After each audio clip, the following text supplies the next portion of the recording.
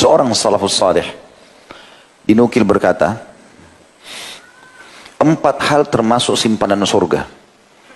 Kalau kamu mau punya banyak aset di surga nanti, punya banyak istana, punya banyak dayang-dayang, punya banyak fasilitas tambahan, ada 4 hal di sana yang harus kamu jadikan sebagai simpanan. Kamu akan panen di sana. Yang pertama, menyembunyikan musibah. Di sini menyembunyikan musibah, ulama rincikan. Artinya dia tidak banyak mengekspos sana sini. Dia hanya bicara kepada orang yang memang layak untuk dia sampaikan karena ada hubungannya. Ada hubungannya. Misal dia digibah oleh seseorang, A menggibah dia, lalu kemudian menggibahnya itu kepada si A kepada si B. Kita posisinya si C.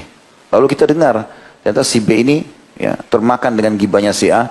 Kemudian dia tabayun, kita jelaskan, begini dan begitu.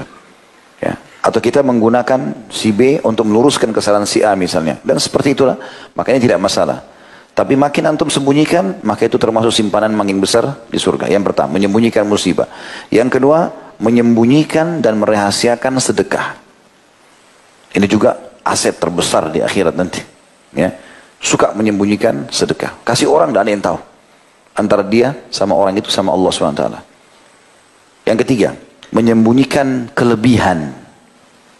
Khususnya dalam ibadah. Khususnya dalam ibadah. Jadi antum sholat malam, sudah sering puasa. Berapa tahun pun berlalu orang tidak pernah tahu antum mengerjakan itu. Gak ada yang tahu. Ya. Tidak usah bilang, saya sudah sholat malam, ya 10 tahun lah saya jaga. Saya puasa Senin Kamis, Alhamdulillah sudah 30 tahun. Terus apa? Dapat apa? Hah? Setelah orang itu paling bilang, oh hebat ya. Terus kenyang perutnya? Hah? Tambah subur rambutnya? Hah?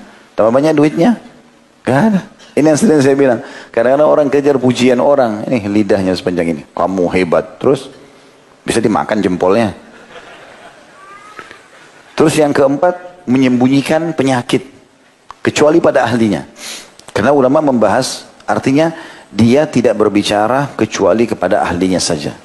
Misal dia sakit, dia datang konsultasi sama dokternya. Dok, saya sakit ini tujuannya untuk mendapatkan manfaat. Tapi maksudnya panduan supaya minum obat apa segala macam. Tapi selain daripada ini mereka tidak pernah sebutkan. Dan ini yang dimaksud tadi dengan kasus Syuraih. Ulama menanggapi kisah Syuraih tadi yang matanya 5 tahun tidak melihat itu. Dia maksudnya tidak ada yang tahu kecuali orang yang dia konsultasi dokter. Bahwasanya dia punya masalah di penglihatannya. Seperti itulah. Karena ini tidak bentrok dengan dalil syar'i. Nabi SAW mengatakan, sesungguhnya Allah tidak turunkan penyakit kecuali Allah turunkan bersamanya obat, maka berobatlah wahai hamba-hamba Allah. Saya konsultasi pada ahlinya. Dan Allah mengatakan dalam Al-Quran, fas'alu ahla dzikri in kuntum la ta'lamun. Tanyalah orang-orang ahlinya kalau kalian tidak tahu, gitu kan? Berarti kita boleh menyampaikan, tapi jangan semua orang. Ada orang flu satu kampung tahu kalau dia flu. Untuk apa? Manfaatnya apa, gitu kan?